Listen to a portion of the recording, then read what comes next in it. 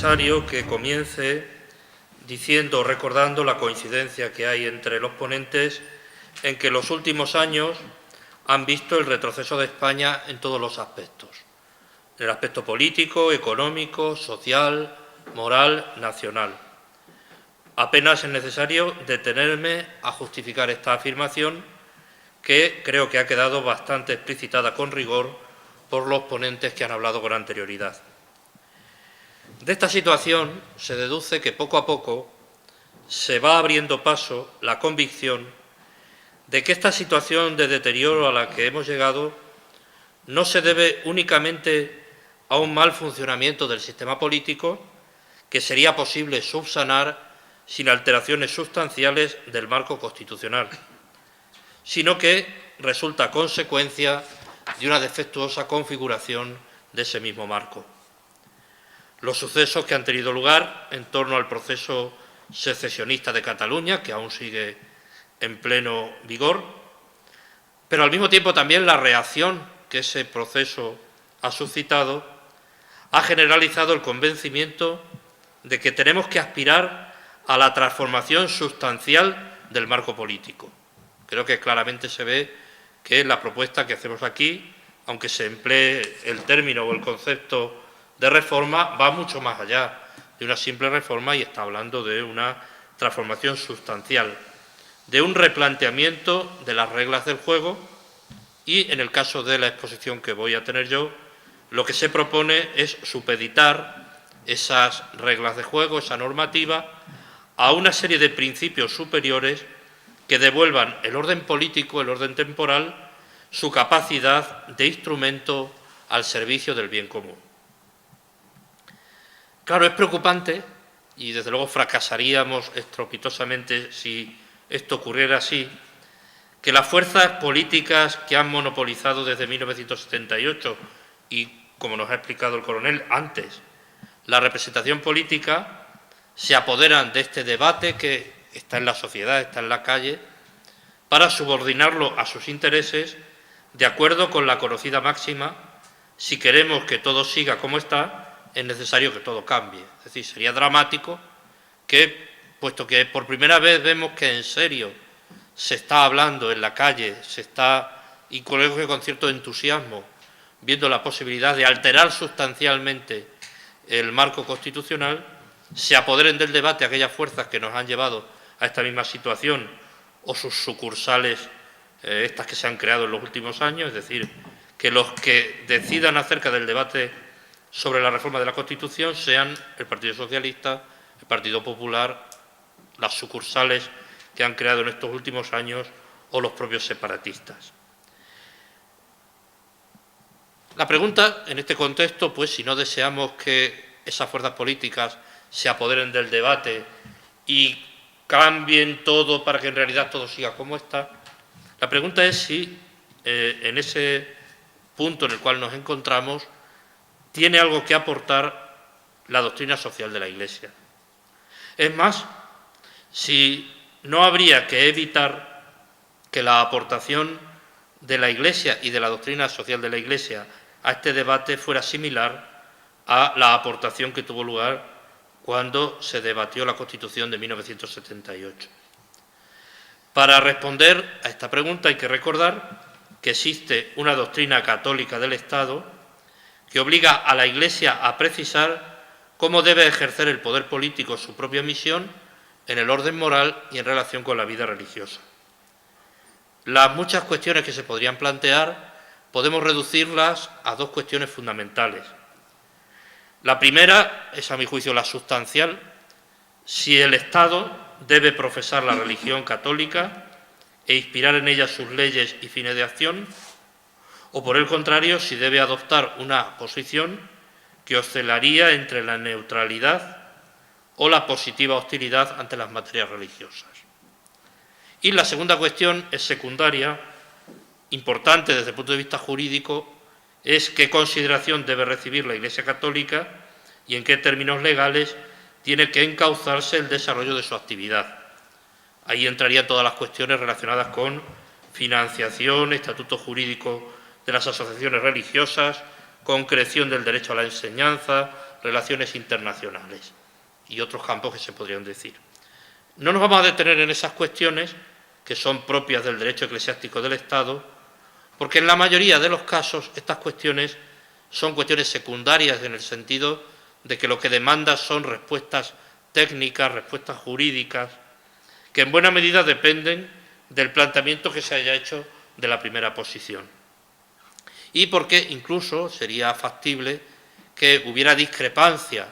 acerca de las soluciones técnicas que se le dan a algunas de estas cuestiones, habiendo acuerdo en lo sustancial, ¿no?, que es incluso en el caso de la inspiración católica del Estado.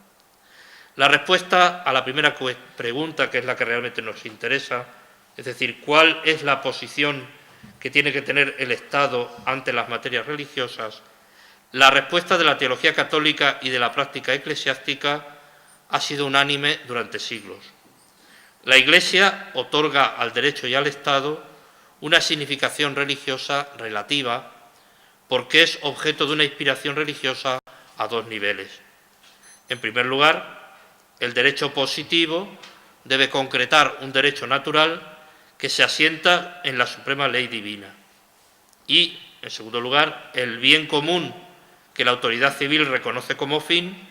no puede ser ajeno, no puede excluir, no puede prescindir el último destino sobrenatural del hombre, sino que se debe ordenar a él.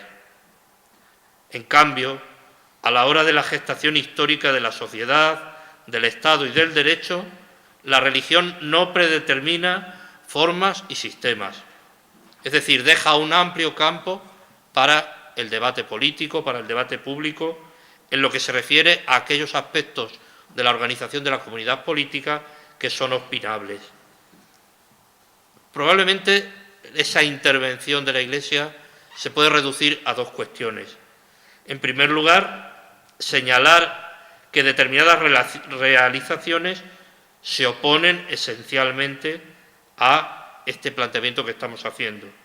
Por ejemplo, es el caso cuando la Iglesia o el Magisterio Pontificio afirma que el comunismo es intrínsecamente perverso. Es decir, señala un límite, una barrera, un terreno que no se debe recorrer. Y, por el contrario, eso sería una labor desde el punto de vista negativo, y desde el punto de vista positivo lo que se señala es una estructura fundamental, un espíritu que debe mantener quien legisla o administra la justicia. Por ejemplo, la salvaguardia o el señalar una serie de límites a la propiedad privada. El principio abstracto, que regularía todos estos principios, lo expresaba en una intervención el entonces obispo de Cuenca, don José Guerra Campos, en unos términos que me parecen muy precisos y que, a la hora un poco de plantear la cuestión, yo voy a seguir en mi exposición. El principio, prácticamente en términos abstractos y que habría que responder en cualquier organización política, es que cualquiera que sea el titular de la soberanía, la misión de la Iglesia es predicar en nombre de Dios que no solo los actos y comportamientos de los ciudadanos, sino la misma estructura constitucional de la sociedad ha de estar subordinada eficazmente al orden moral. Ese fundamento religioso es radicalmente opuesto al principio constitucional moderno, según el cual el poder procede del hombre, de su voluntad mayoritaria, y nada tiene que ver con Dios ni con el decálogo, al cual solamente pertenece regular la vida privada de quienes profesan esa religión. Esa sería la ordenación que se hace de esos terrenos en la propia Constitución. Ahora bien, si las leyes pierden un cimiento en un orden moral objetivo, y como se nos ha explicado muy bien en las ponencias anteriores, tanto Eduardo como Javier, se fundamentan únicamente en la voluntad general expresada a través del resultado de las elecciones partitocráticas, solamente queda espacio bajo esos presupuestos para o bien la mera coexistencia o una indiscriminada apertura bajo los designios del más absoluto relativismo, cuestión esta que también ha abordado el profesor. Ahora bien, yo voy a ir también más allá de esa exposición. Sería ingenuo confundir o pensar que ese relativismo del Estado moderno responde a una verdadera neutralidad, cuando la práctica nos demuestra que ese Estado sirve de instrumento para la promoción de formas de ser y de pensar muy concretas. Pensemos, por ejemplo, en la difusión de mentalidades divorcistas, abortistas, laicistas, en las cuales vemos que efectivamente nuestro pueblo, a determinados niveles e incluso mayoritariamente, ha cambiado de mentalidad. Pero en buena parte nos encontramos que esa mentalidad ha sido implantada de manera sistemática desde el propio Estado, hasta el punto de que se puede hablar de la ruina espiritual de un pueblo por efecto de una política, en expresión referida a una forma de gobernar, que constituye la aplicación práctica de un sistema erróneo de conceptos sobre la vida y sobre la sociedad. Cerrar los ojos a la conexión entre los procesos políticos y la descristianización que se ha acelerado en los últimos decenios y pensar que esta descristianización ha sido un fenómeno espontáneo, irreversible, casi natural, sería cerrar los ojos a la realidad. Por tanto, en resumen, y volviendo a la doctrina católica, lo que planteamos es que la soberanía en la comunidad política tiene que estar sometida jurídicamente al orden moral, y esto es algo más que una simple exhortación para que los ciudadanos y gobernantes en sus decisiones y actos electivos estén atentos a la norma moral. Se requiere que sea moral el sistema mismo, es decir, que esté constituido de tal forma que no sea legítimo dentro de él atentar contra la citada ley moral. En vista del tiempo de que disponemos, voy a prescindir de una explicitación que quería haber hecho acerca de cómo, a mi juicio, la intervención de la doctrina social de la Iglesia en este debate sobre la reforma de la Constitución tendría que ser radicalmente distinto a la naturaleza de las intervenciones que tuvieron lugar, tanto cuando se produjo la aprobación de la Constitución como a la hora de juzgar los frutos de esa Constitución.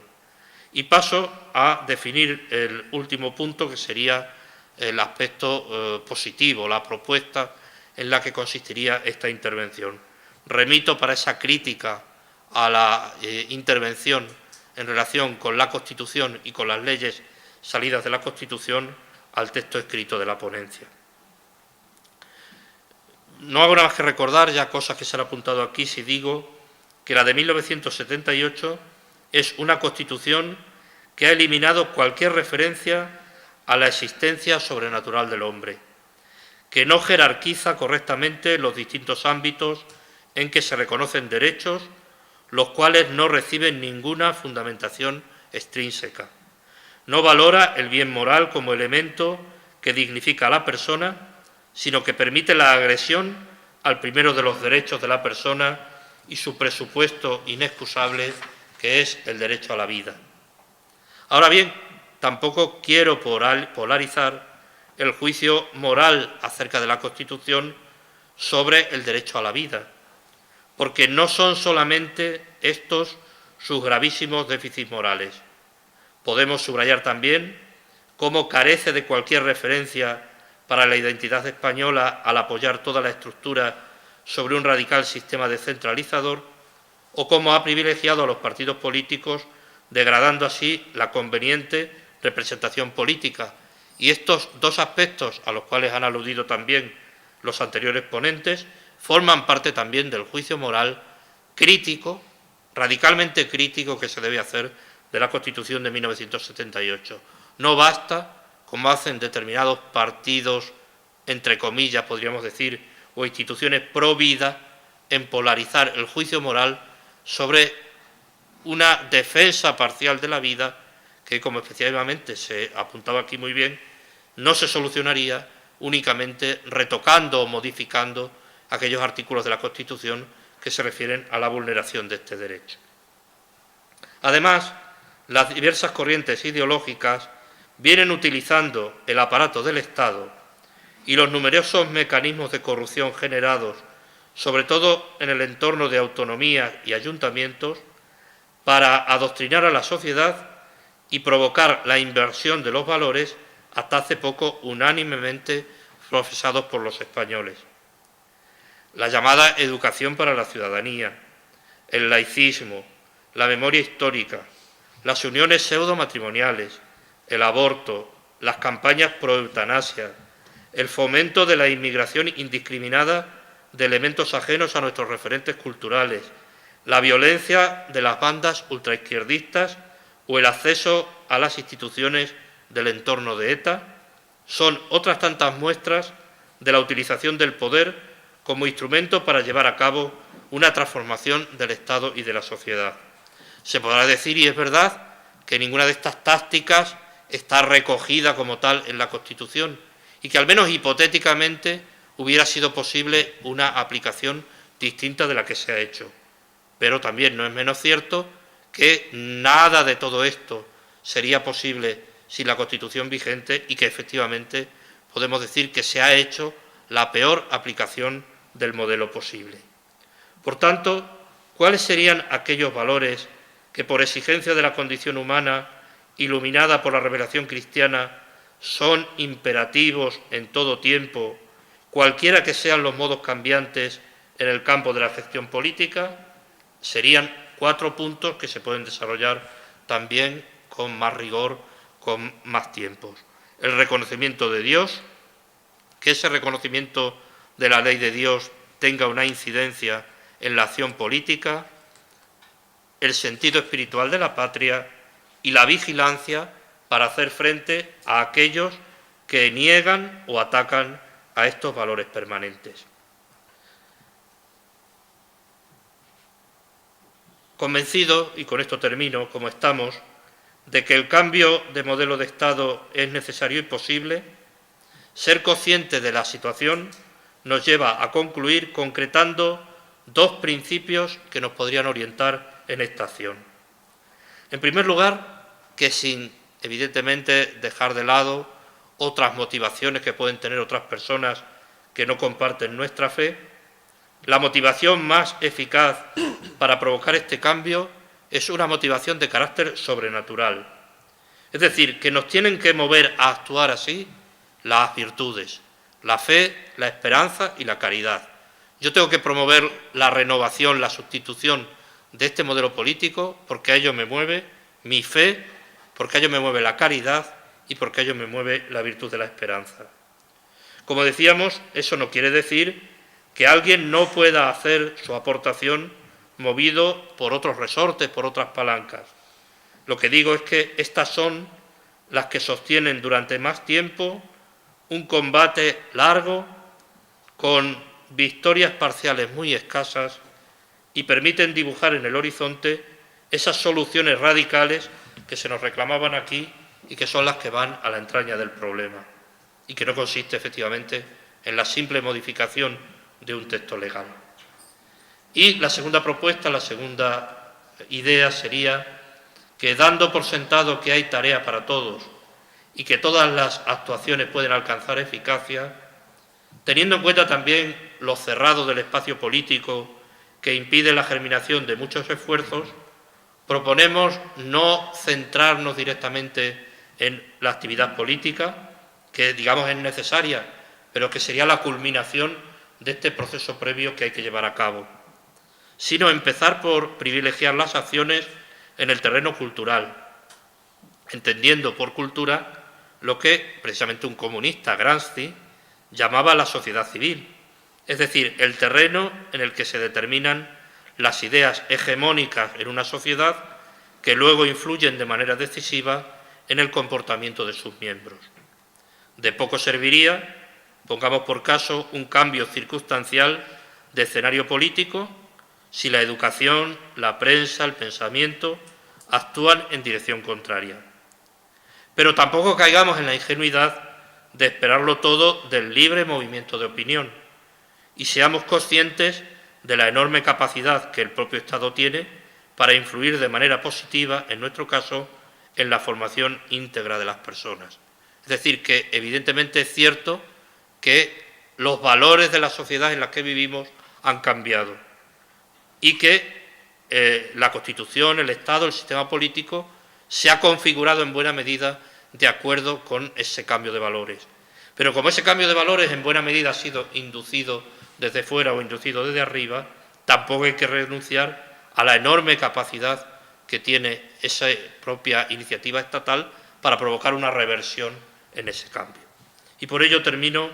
evocando unas palabras del discurso pronunciado en 1849 por un extremeño al mismo tiempo clarividente, católico y contrarrevolucionario, Donoso Cortés.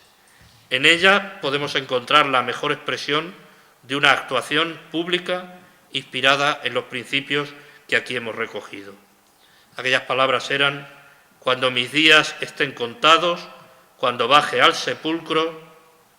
bajaré sin el remordimiento de haber dejado sin defensa a la sociedad bárbaramente atacada, y al mismo tiempo sin el amarguísimo y para mí insoportable dolor de haber hecho mal a un hombre. Muchas gracias.